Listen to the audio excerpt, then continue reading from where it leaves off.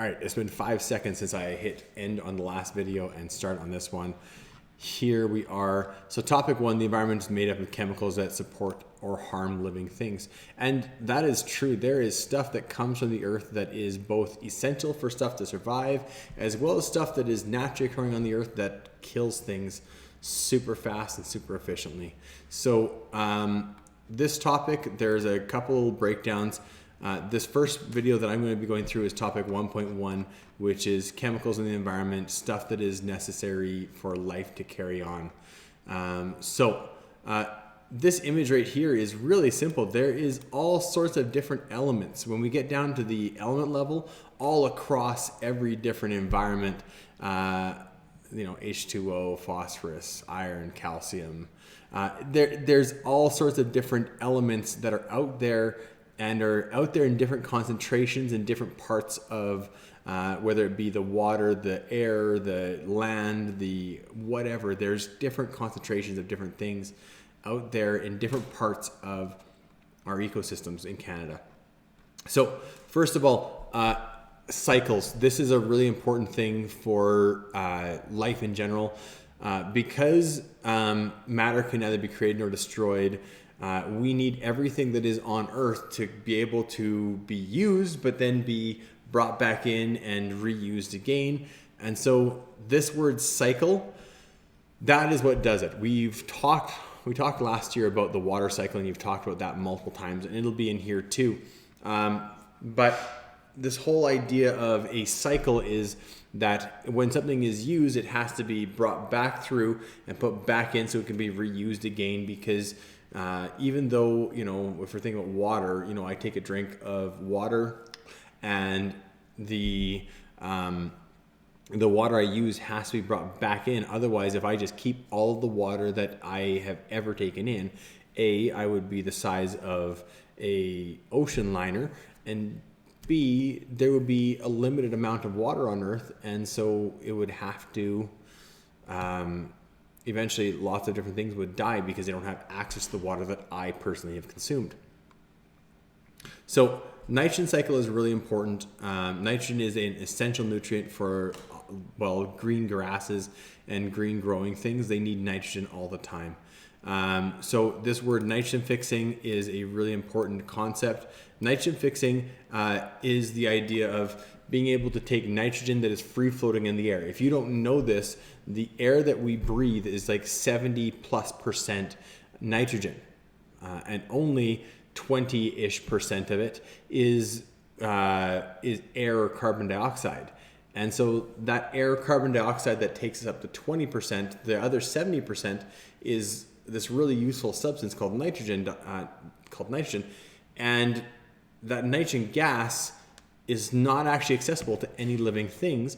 So the nitrogen gas has to actually be combined with oxygen to become useful. So this nitrogen fixing is just that. It is taking the nitrogen gas, breaking the two nitrogens apart, and fixing an oxygen molecule or an oxygen atom onto it to make nitrogen oxide or nitrogen dioxide. And that fixed nitrogen is then accessible to plants. So I will put up a video on nitrogen fixing here for you guys to go along with that. So there's different ways that it happens. Lightning fixes nitrogen. There are plants. So if you look at this alfalfa plant here in this picture, it is one of those plants that has those nodules that has bacteria that grow in there. And those bacteria are actually able to take the nitrogen gas, break it apart, and put it together so that the plant can get the nitrogen it needs to grow nice and green. Because that's one of the roles that nitrogen has in the environment, is to make plants green. So these nodules that are just bacteria, that you would think that this is like some sort of, like normally when you have a bacteria build up, you're getting sick. But no, the alfalfa plants actually support these nitrogen nodules growing on them so that they can get the nitrogen that they need to be able to grow big and green and whatever it is that we need them to grow. And so actually, on a whole side note, lots of different farmers have figured this out, but they do what's called crop rotations. And every now and then they will plant something like peas or alfalfa or something like that that has nitrogen fixing properties, so that they don't have to put as much fertilizer onto the ground, and they will just take the roots of those alfalfa plants, this is the example, and they will use a tiller to go and break those up and redistribute them throughout the soil, so that the soil will be alive and better able to support the living things that they're going to plant out the next year. So, nitrogen cycle. Plants grow and make nitrogen. That nitrogen that was free in the air needs to be taken in for these guys, for these guys to eat. So the air and the nitrogen is lightning can do it, or the bacteria can do it in the root, and it takes those things and it breaks the nitrogen off and puts the oxygen onto it.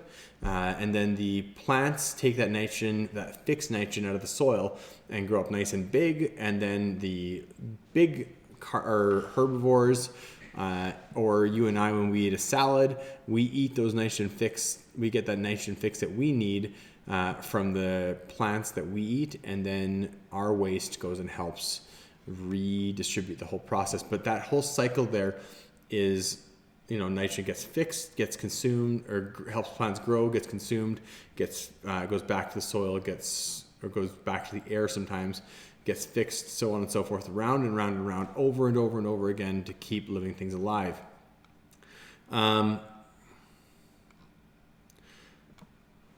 This right here is, I think, fairly commonplace. You guys should be reading this in your textbook as we kind of go. If you need to pause me periodically, you can do that. There's lots of stuff that we do that is harmful for the environment. So there's this section here is how do we affect the environment in a positive or negative way. This one here, an issue is something that causes a problem. People have different points of view on it. So my wife just bought a big tub of fertilizer at Costco yesterday for our plants. Those fertilizers can be both good and bad. Some of the chemicals in these fertilizers, they actually can cause things like, lots of you guys I know go to Bear Lake Bible Camp, and Bear Lake Bible Camp has algae blooms.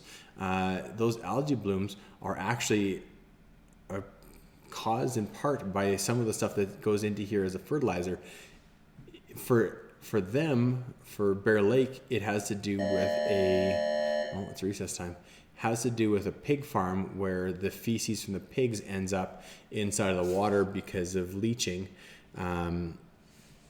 But that is not, like, some of the agricultural activities around there. Not all of the fertilizer that ends up being put on the plants ends up being absorbed by the plant. Some of it ends up inside of the water table, or it gets washed off by groundwater and ends up in Bear Lake. And so that's why Bear Lake's water is actually just teeming with natural or unnatural fertilizers that allow the algae to grow and reproduce and make themselves very successful in that environment.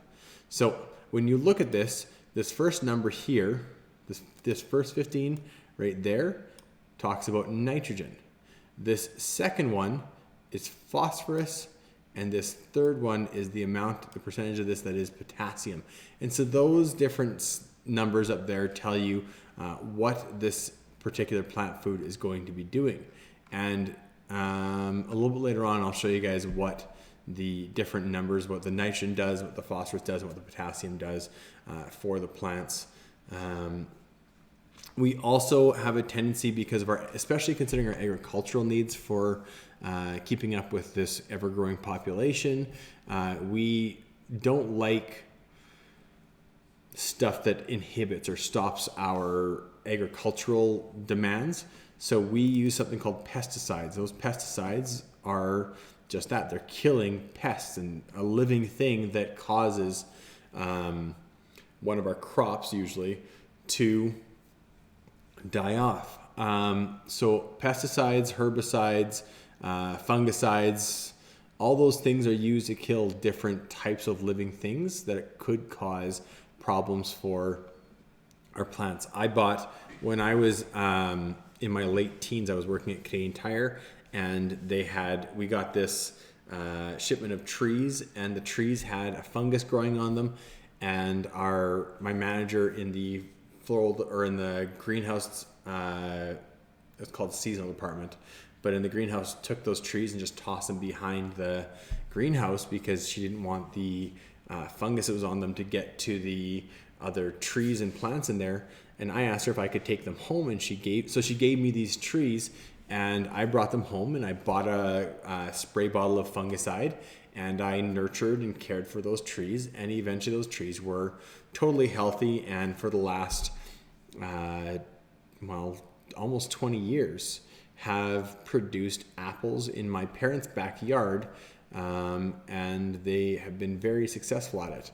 I just recently had a tree fall in my yard because there is a fungus that was growing inside of the tree that killed a massive branch and very nearly fell on my neighbor's house off of my tree. So we use these things to control some aspect of the environment around us. They kill whatever it is that we want them to kill.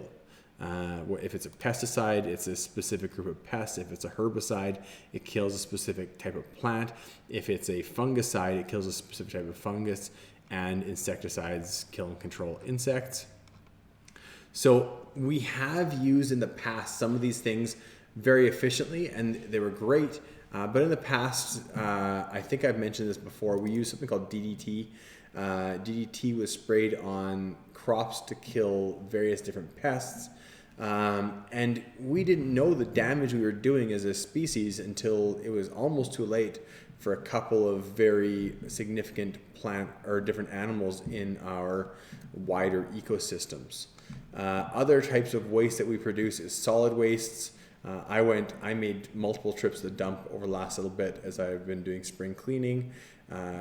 Some of that is, trees and limbs and stuff like that. Some of it is just general waste garbage that I'm taking out of, a shed or something like that and getting rid of.